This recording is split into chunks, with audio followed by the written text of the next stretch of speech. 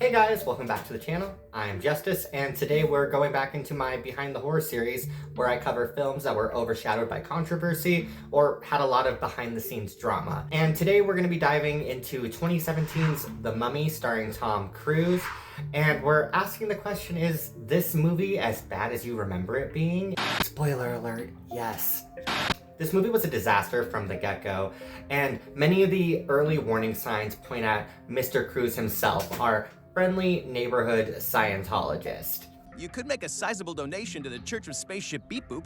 You mean the Church of... Yeah, kidnapping, torture, extortion, that's the one. Alex Kurtzman was initially brought on to direct the film back in 2012, and the film ultimately ended up going through a lot of changes before its eventual 2017 release. Initially, the movie was meant to be a fourth entry in the Brendan Fraser franchise before that idea ended up getting scrapped altogether. Later, it ended up morphing into the launch pad for the Universal Dark Universe, which was supposed to be reviving all of the Universal monster movies and creating a cinematic universe for them. There was talks of making a new Bride of Frankenstein. There was talks of making a new Invisible Man with Johnny Depp. They even had a Dr. Jekyll and Mr. Hyde movie with Russell Crowe, who you actually see in The Mummy.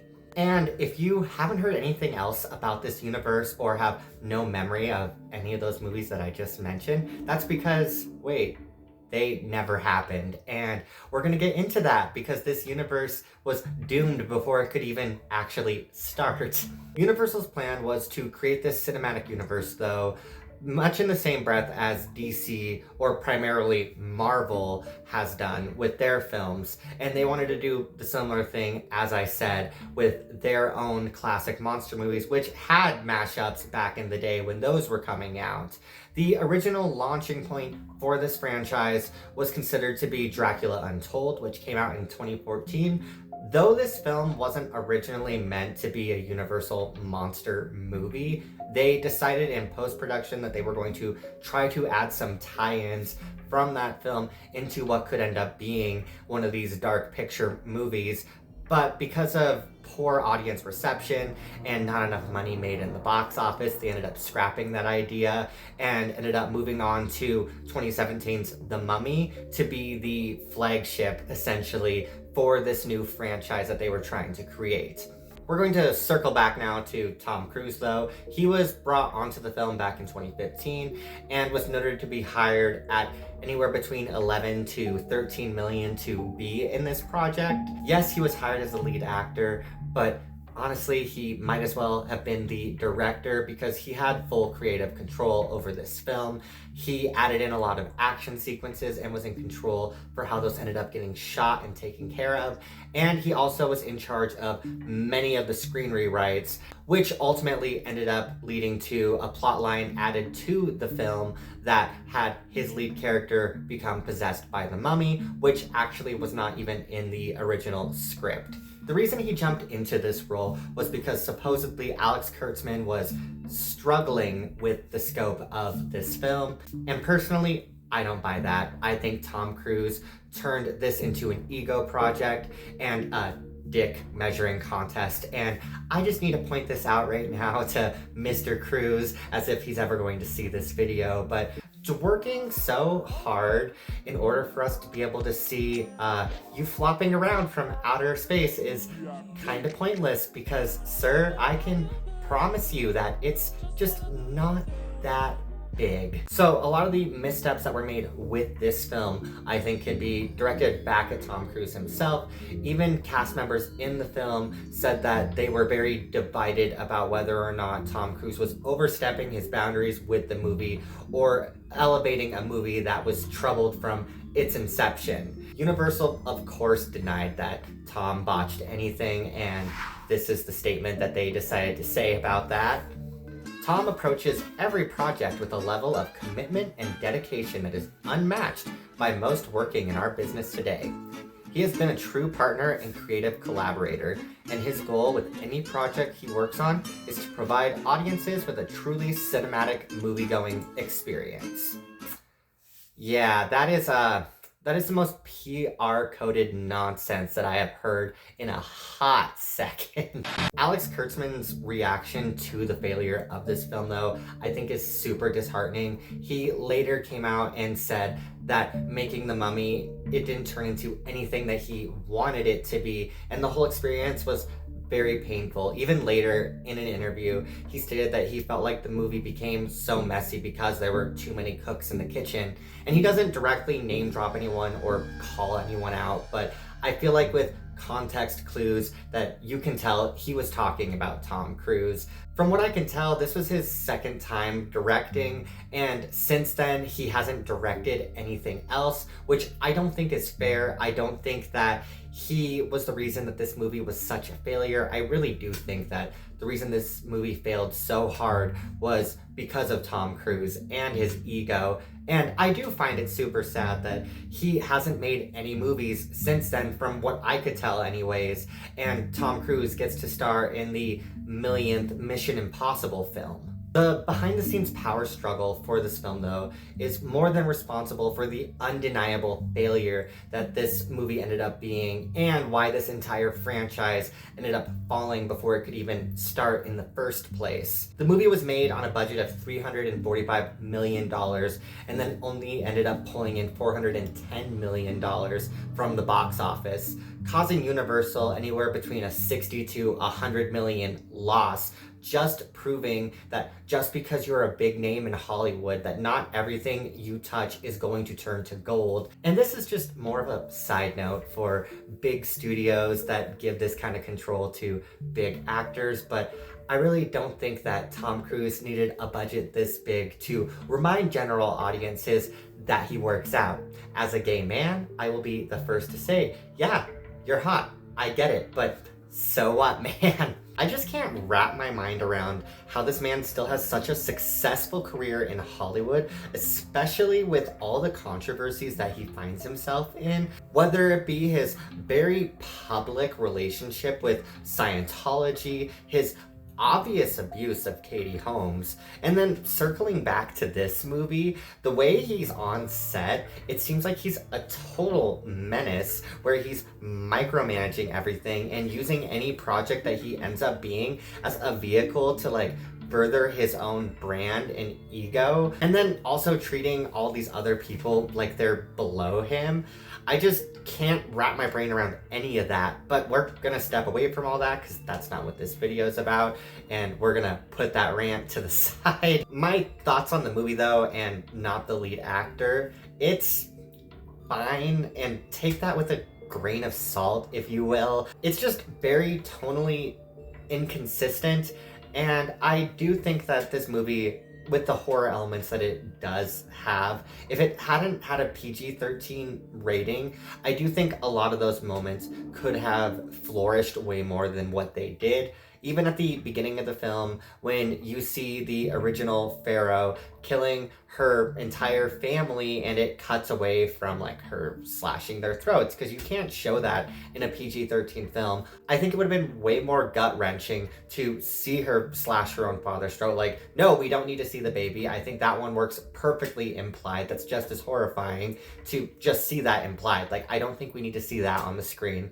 but I do think it could have added more to it, like seeing her father, or even other scenes that I think are good and fun. I think they could have been way better if they had an R rating, because they could have gone just a little bit farther with it. Even take the scene where the mummy is coming back to life and her body is being regenerated. I thought the effects for that were really cool. They were fun. Yes, they looked too clean, but still, I had a good time with them. And they even reminded me of Frank's return in Hellraiser with like the gross, gooey rebirth visuals, which, side note, maybe go watch that movie instead of this one. What sucks about the horror in this film is it's very spaced out, and when you do have it, it's too polished and clean. It's missing that grunge, and it just makes it feel forgettable. And a lot of times when you have the horror, either it feels out of nowhere because the genre that this movie's going for doesn't match the horror that they're trying to show you, or they're not showing enough, like I mentioned a minute ago, to where it doesn't really have any true impact on you. Even the design of the mummy herself, I think Sofia Boutella does a really good job with the role. I like her in it. She did just fine. But I'm not the biggest fan of the design of the mummy because about the same time Suicide Squad came out, and maybe it's just me because I've never heard anybody else say this before, but the design of the mummy in this film very much looks like the Enchantress from that film, and it just, I don't know, it just feels lazy to me, and it's nothing new either. So let me know if you guys thought that, and like if that was just me. Like, I hope I wasn't the only one that saw that. What this film leans on the most is being a lighthearted action movie in the same breath as those original Brendan Fraser movies, and I really do think that's when this movie shines at its best, is when it falls into that. I would even say the final act of the movie is the strongest point of it, because that's when it actually embraces being that goofy action movie, because throughout like that entire first half of the movie, the film can't decide whether or not it wants to be this PG-13 horror movie, the fun action movie, or a creature feature. It doesn't know what it's like. It's having an identity crisis. That's the best way to put that.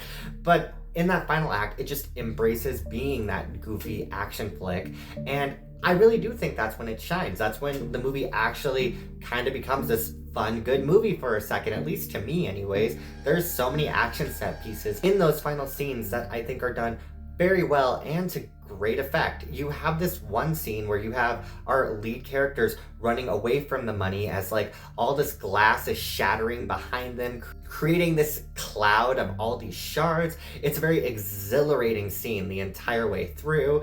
And then you have these other parts too, where you have these swarms of mummies chasing after them. And yes, the mummies kind of come across more like zombies than they actually do mummies, but we don't care because they're fun. And I liked those moments. I think they did a really good job with a lot of the action sequences throughout this movie. And yes, all the callbacks and Easter eggs to all the other Universal monster movies that they have sprinkled in here, I do enjoy those too, and I know that it was supposed to be setting up for this universe that never actually happened, but I still thought it was fun to see those things, and I can't help but be that guy that enjoys seeing all those little Easter eggs. Like, I'm the same person that got way too excited when you see Jason's mask in Bride of Chucky. Like, I know they're not in the same universe, but let a guy believe, you know what I mean? To backtrack though on what I was saying, I know I was giving praise to the final act and saying that I felt like the movie finally came into its own, but then after it finally starts to take some proper steps towards being the movie that it should have been from the get-go, if that's what Tom Cruise wanted it to be, it completely misfires that by completely botching the entire ending of the film. The entire ending is very choppily shot, it's very poorly paced, and the editing is just not that good. And there's also just some really clunky, bad dialogue, especially one of the lines that he says to the mummy is super lame. I'm sorry. We're just never gonna happen. And it's not me. It's you. Like, I really think that whoever wrote that thought they were doing something and served something to the table, which they did not. Like, I don't think I need to say that. They just didn't. Before the movie ends as well, you have this scene where Tom Cruise's friend who died earlier in the film is brought back to life by Tom Cruise, but instead of like showing anything, it has like this one line of exposition dump, and it is the most forced delivery, and I can't even blame the actor because it's just bad writing. In fact, like, I'm gonna insert that clip in right here too. Like, just listen to this and tell me if you think that sounds good. I'm really glad to be here. I mean, thank you for bringing me back to life and everything, Nick, but what are we even doing here? I had fun watching this movie, but only because of how baffled I was by all the choices that it was making. The movie couldn't pick a lane and choose what genre it wanted to be. Its lead character was unlikable, and then furthermore, this movie isn't so bad where it could even be ironically good. It's just forgettable overall. The logic just wasn't logicking for this mess. And would I ever watch it again? Probably not. I feel like I could say that almost for 100% fact that there's no need to watch this again. This was a one and done experience for me. So yeah, 2017's The Mummy was supposed to launch an entire universe, and instead it ended up tripping over its own wrappings and face-planted straight into obscurity. The only thing that I can really say good at the end about this movie with a fact is a case study could be done on this to explain how not to launch a franchise. But you guys should let me know what you thought of this film. If you liked it, disliked it, if you have other movies that you want me to cover in the future, I'd love to hear those too. And if you're new to the channel and this is your first time seeing me, hey there, glad to have you. And if you want more content just like this, then I'd love if you click that subscribe button. I'd love to have you. I cover everything and anything horror on this channel. But with that all out of the way, I hope you enjoyed the video, and I hope to catch you next time. This has been Justice, and take care.